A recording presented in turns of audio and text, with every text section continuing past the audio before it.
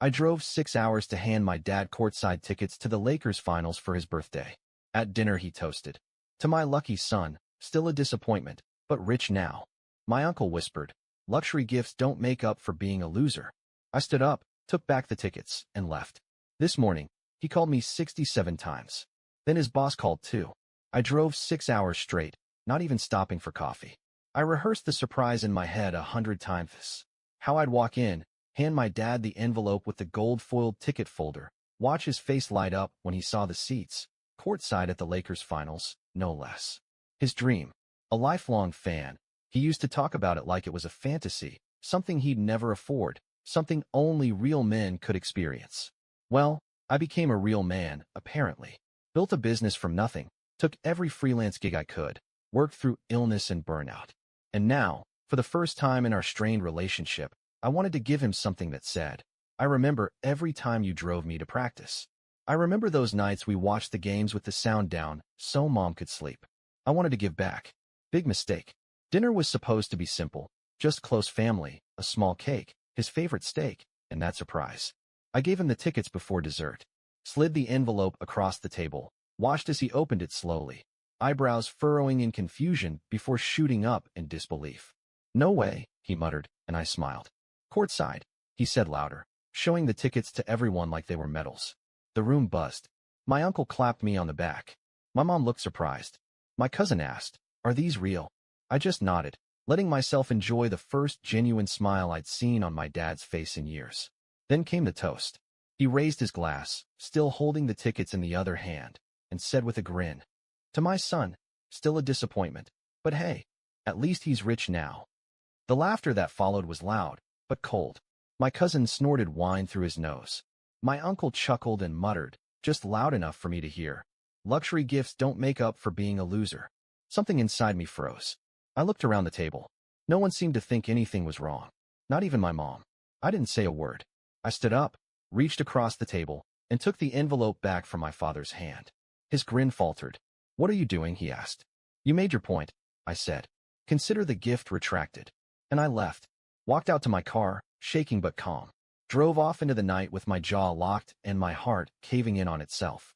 By the time I woke up this morning, he called me 67 times. Then my phone rang again. This time, an unfamiliar number. "Hello, this is Mr. Lambert," the voice said. "I'm your father's boss. We need to talk." I wasn't always rich. I wasn't even close. 3 years ago, I was crashing on a mattress in a moldy apartment above a barbershop, eating ramen 5 nights a week, juggling 3 part-time gigs just to survive. I didn't have connections. No startup capital. Just me, my laptop, and a drive that came from years of being told I was nothing. "You always quit too soon," my dad told me after I dropped out of college. "You never finish anything." He didn't ask why I left. Didn't ask about the panic attacks, the debt, the way I'd wake up every day praying I didn't fail another class. He just saw me as weak. My brother Todd? Golden boy. Degree in finance. Internship at a hedge fund. Wedding in Tuscany. Me? The dropout. The disappointment. When I launched my own business, a small consulting agency, I didn't even tell him at first. What was the point? I already knew how the conversation would go. "You? A CEO?" He would scoff. "Of what?" "A lemonade stand." And yet, month after month, year after year, my agency grew. Slowly. Painfully. I made every mistake in the book, but I learned. Hustled. Sacrificed. Until finally, things started clicking. A contract with a mid-sized brand. Then another. Then one viral post, and boom, clients I'd only dreamed of. Suddenly, I could afford a new car. A better apartment. A vacation. And that's when they started noticing me again. My dad's first compliment in years. "Looks like you finally figured out how not to screw everything up." He laughed like it was a joke. I didn't. Still, I kept trying. Maybe some part of me still wanted him to be proud. I paid off their mortgage last year. Quietly. Just wired the money and told Mom to check the balance. She cried. He said, "That's the least you could do after all we've put into you." Put into me? You mean the years of sarcasm, emotional neglect, and being the family's punchline? Let me tell you something about growing up in our house. My dad didn't hit. He humiliated. He tore you down with a smile. Made every achievement feel like a fluke. "You got lucky," he'd say. "Don't get cocky." And my Uncle Tom, the one who whispered that insult at dinner, he was always worse. The man hasn't held a job longer than a year in his life. He spent more time drunk in our garage than I spent in high school. But because he was Dad's brother, he was always invited, always respected. You know what my father used to call me when I started freelancing? Laptop Larry. It was funny to everyone at Sunday BBQs. Oh look, there's Larry with his screen again. Let us real men talk about real jobs. I remember one night, I brought over a bottle of decent whiskey, a small celebration after I landed a 5-figure deal. Uncle Tom snorted. Spending like a baller now, huh? You sure you didn't scam someone? My dad just laughed and added, he probably made a slideshow about feelings and charged $10,000 for it. They never asked what I actually did. Never asked who my clients were. Never asked what it took to get here. But you know what they did ask for? Money. Endless favors. Can you spot me for car repairs? Your cousin needs help with tuition. We're short on the house taxes, just this once. Always wrapped in guilt. Always with the same line. Family helps family. Except when I needed help, they weren't there. When I had to pawn my guitar to make rent, no one returned my texts. When I skipped meals to pay off my student loans, they called me dramatic. When I broke down crying in the garage one Christmas, thinking maybe I was a failure, my dad walked in, saw me, and said, "Man up. No one likes a sob story." And now? Now I'm the bank with a face. A walking ATM with just enough success to be tolerated again. But I still believed, stupidly, that maybe things were different now. That maybe I'd earned his respect. That's why I bought those Lakers tickets. $8,000. Courtside. For him. Because I remembered the old photos of him in his high school jersey, the stories of how he used to sneak a radio into his bedroom to listen to the finals. Because despite everything, I thought maybe this would be the moment. Maybe this time, he'd look at me the way he looked at Todd. But all I got was the joke's punchline. Still a disappointment, but hey, at least he's rich now. That one sentence burned more than every insult I'd swallowed for 30 years. And the kicker? When I took the tickets back, no one said a word. Not Mom. Not even Todd. Like it made sense. Like I had overreacted. Like I wasn't allowed to finally stand up for myself. But the phone calls this morning told a different story. 67 missed calls from Dad. 5 from Mom. 12 from Todd. And then a voicemail from a number I didn't recognize. "This is Mr. Lambert, your father's supervisor at Westfield Automotive. He's asked that I speak with you urgently." What is going on? The call from Mr. Lambert came at 9:17 a.m. At first, I thought it was a prank. Who gets a call from their father's boss over courtside tickets? But the voice on the other end was all business. "Your father is having a difficult morning," he said, carefully. "He came into work extremely upset. Mentioned something about a family issue. He refused to go into detail, but he asked me to call you and mediate." Mediate what? I asked. "A situation involving Lakers tickets." I almost laughed. He sent his boss to do damage control? There was a pause. He said he was too ashamed to call again. That he screwed everything up. His words. I hung up. 5 minutes later, my mom called.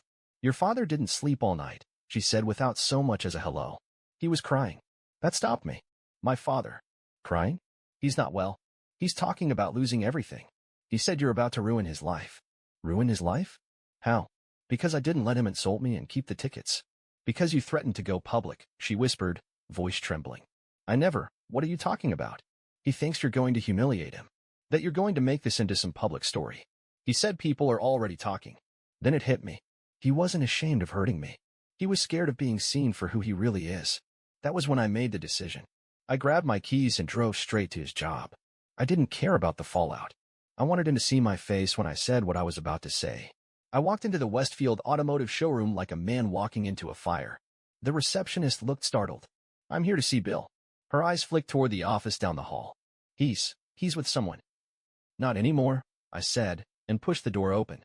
My dad was sitting at his desk, pale, hunched forward, a cup of coffee shaking slightly in his hand. He looked up, and for a moment I thought he might collapse. "Jesus, you came," he muttered. I closed the door behind me and stood. "You called your boss," I said flatly. "I panicked," he said. "I thought maybe if he could talk to you." "Talk me into what?" "Giving you the tickets back? Apologizing for standing up for myself." "I didn't mean what I said," he blurted. "It was a joke. A bad one. I was nervous. Everyone was looking at me." "You've had 33 years of practice making me the butt of your jokes, Dad. Don't act like this was new." He looked away. Silent. "I gave you something priceless," I continued. "And you turned it into a punchline. And when I walked away, you didn't chase after me. You just sat there." I didn't know what to say. "You never do. But you always know how to hurt." Then he said it. The thing I will never forget. "You think this makes you strong?" Walking away? You're still that scared little boy who couldn't throw a ball right. Just richer now. I walked up to his desk and leaned in. No, I said. I'm the man who built something from nothing. While you sat in that chair and mocked me. I'm the man who bought your house, paid off your debt, and bought you the dream night of your life. And I'm also the man who took it back because you never once acted like I mattered outside of what I could give you. You're twisting everything, he said, voice shaking. No, I'm seeing it clearly. Then the door opened. Mr. Lambert was there, looking mortified. Is everything okay? He asked. I turned to him. Mr. Lambert, I said calmly, you should know something about the man you have managing this place. He treats everyone around him like trash unless they're useful to him. His son buys him a gift that would take most people years to afford, and he toasts to him as a disappointment. He's lucky I'm not a journalist. He'd be trending by now. My dad lunged up from his chair. Don't you dare embarrass me like this. I raised a hand. You embarrassed yourself. The room went dead quiet. I looked him dead in the eyes. You want to be treated like a man? Then act like one. You want my respect? Then earn it. But don't ever call me again to clean up the messes you made. I turned and walked out. As I left, I saw Mr. Lambert put a hand on my dad's shoulder, whispering something I couldn't hear. Let him explain. Let him squirm. Let the office gossip swirl. I got into my car, pulled out my phone, and blocked his number. Let the 67 missed calls stay missed. I didn't answer a single call after that. Not the missed calls. Not the voicemails. Not the messages that went from talk to us to you're acting childish to we're your family, whether you like it or not. I turned off my phone for a week. No texts. No notifications. No venom disguised as concern. And for the first time in my life, the silence felt like peace, not punishment. I wasn't waking up with a pit in my stomach wondering if today would be the day my dad would finally say something kind. I wasn't calculating how to earn approval from people who built their entire identity around tearing me down. I ate what I wanted. Slept in. Went to the gym. Took a weekend trip to Santa Barbara. No schedule. No expectations. No fake dinners. I was alone, but not lonely.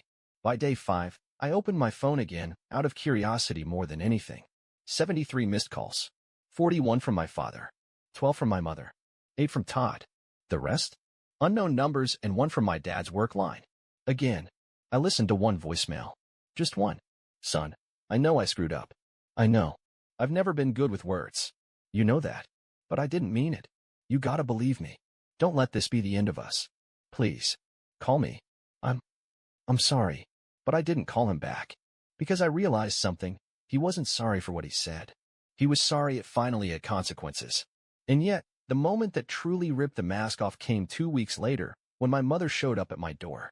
I opened it half asleep, still in sweatpants and an old hoodie. She looked small, tired, holding a casserole dish like she thought we were still playing 1950s Family. Hi, she said softly. Can we talk? I didn't answer. Just moved aside and let her in. Not out of guilt, just curiosity. She set the dish down, sat on my couch like it was sacred, and started immediately. Your father hasn't been the same. I didn't reply. He hasn't eaten. He missed work. Lambert says he's thinking about retiring early. So now you're here, I said, because he's finally spiraling and no one's there to clean it up. No, she snapped too quickly. I'm here because you're his son. And when I was buying him gifts and paying his mortgage, that made me what? His credit card. Her mouth opened. Closed. She didn't have an answer. I leaned back. You came to guilt me into forgiveness. Not to understand. I came because I love you, she said. No, I corrected. You came because I'm useful. Or was. The moment I set boundaries, I became the villain. She wiped her eyes, like she couldn't believe this was happening. But I wasn't done. I gave him everything. Time. Money. Respect. And all he gave back was mockery. And now that I walked away, you want me to fix the damage you let him cause. You think it was easy for me? She hissed suddenly. Living with that man? Watching him break you down while I tried to hold this family together. Oh, so now you were the silent martyr? I stood. You sat at every dinner. Heard every insult. Laughed at every cruel joke. And not once did you say, Bill, stop. You don't get to play innocent now. Her shoulders sagged. I'm not here to defend him, she said. I'm here to ask if there's a way back. No, I said, and meant it. There's a way forward. But it doesn't include him dragging me backwards. She looked broken. And I didn't feel powerful. I didn't feel vindicated. I felt free. But the real breaking point came 1 week later. Another knock at the door. I opened it, and there he was. My father. His eyes were bloodshot. He'd lost weight. Looked like someone had taken the arrogance and wrung it out of him. He didn't speak for a few seconds. Then, finally, I lost the tickets, he said. I blinked. What? He pulled a crumpled envelope from his jacket. I kept them. In my drawer. Even after you took them. Like some part of me thought, maybe if I said the right thing, you'd give them back. But I lost them. I don't care, I said. He nodded. I know. I didn't come for those. Then he said something I never thought I'd hear. I was a cruel man. To you. Your whole life. I thought if I pushed you hard enough, mocked you just enough, you'd try harder. That you'd prove me wrong. I stared at him. You think that's love? No, he whispered. I think that was cowardice. He sank onto the step outside my door. I don't know how to fix this. I don't even know if it can be fixed. But I want you to know. I see it now. I see you. And I hate that it took losing you to get there. He reached into his coat, pulled out an old, faded photo, me at 9 years old, holding a basketball in both hands, grinning with 2 missing teeth. I keep this in my wallet, he said. I used to look at it and wonder what happened. Now I realize I happened. I didn't speak. I didn't cry. I just looked at him and said, that boy deserved better. And I closed the door. A week after I shut the door on my father, the silence settled in like dust in an empty house. No more calls. No more visits. No more guilt masquerading as love. And still, I didn't miss them. I thought I would. I thought I'd lie awake wondering if I was wrong. But I didn't. Not once. Because for the first time in my life, I didn't feel like the broken one. I felt like the only sane person who finally stepped out of a burning building and let it collapse without running back in. My therapist, yeah, I finally got one, asked me something during our first session. Do you grieve the father you had, or the father you wished you had? I didn't even need to think. The one I wished I had, I said. Because the one I had. I never truly knew him. I only knew who I had to be to survive him. She nodded. Then your grief is a rebirth. You bet it was. I spent the next few weeks building a new rhythm. No family dinners. No backhanded compliments. No last-minute favors with the expectation of silence in return. Instead, I poured into me. Work. Gym. Reading. Rest. I bought a piano, even though I barely knew how to play. Took lessons like a stubborn beginner. I started hiking on Sundays alone, without telling anyone. No Instagram. No proof. Just me and the world. I began writing again. Journaling every thought I'd buried under, maybe next time Dad will be proud. And then, something strange happened. Todd called. I let it go to voicemail, of course. But curiosity got me, and I played it later that night. Hey, listen.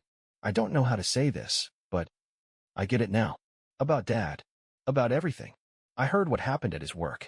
I heard about what you said. I think I should have stood up for you that night. Pause. He's not well, man. He won't say it, but Mom says he's not eating. Keep staring at some photo of you as a kid. He quit Westfield last week. Just walked out. No plan. No goodbye. Pause again. Longer this time. I guess I'm just saying. You were right. I was blind. And I'm sorry. I deleted the message. Not out of spite. Out of peace. Todd could wrestle with his awakening. That wasn't my battle anymore. But then came the last loose thread, my Uncle Tom. The one who whispered that dagger. Luxury gifts don't make up for being a loser. He texted me 2 lines the next Friday. Didn't mean it like that. You know how I joke. Come by this weekend. Family's asking about you. I didn't respond. Instead, I took a screenshot, printed it, folded it neatly, and slid it into an envelope. On the back, I wrote, Luxury apologies don't make up for being a coward. Then I mailed it to him. No name. No return address. Just a truth he couldn't laugh away. A week later, I got an unexpected message, not from any of them. It was a DM on LinkedIn. From a woman named Natalie Halston. Hi. You don't know me, but I used to work with your dad. He talked about you constantly. Never in detail, but with this weird mix of bitterness and admiration. I just wanted to say what you did. Taking back your power? That mattered. People noticed. I noticed. And you inspired me to finally cut ties with my own toxic family.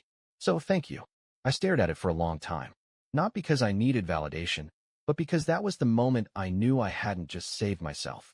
I'd lit a torch for someone else lost in the same dark. And just like that, the weight lifted. It's a warm Saturday morning now. I'm walking out of a coffee shop, sunglasses on, notebook in hand. I stop by a bookstore and buy a new journal. The barista slips me a note with her number. I smile, but don't react. I'm not rushing. I'm not chasing approval. I'm not performing. I'm just being. And just as I step back into the sunlight, I hear a small voice from behind. A boy, about 10 years old, holding his dad's hand, pointing at a billboard above us, a Lakers finals promotion. Dad, look, someday we're gonna go, right? The father smiles and ruffles his son's hair. One day, yeah? I'll get us there. I stop. My throat tightens for just a second. Not from pain, but from the realization that I don't envy that boy anymore. Because I became the man he wished his father would be. And that man is no longer desperate for anyone's seat at the table, because he built his own. Final thought, moral. I'm not angry anymore. I'm not waiting for the apology that will never come. I'm not haunted by the words, still a disappointment. Because I know who I am. And I know what I'm not. I'm not your scapegoat. Not your bank. Not your punching bag. I'm not your son, if that means being your victim. I'm my own man. And I'm finally free.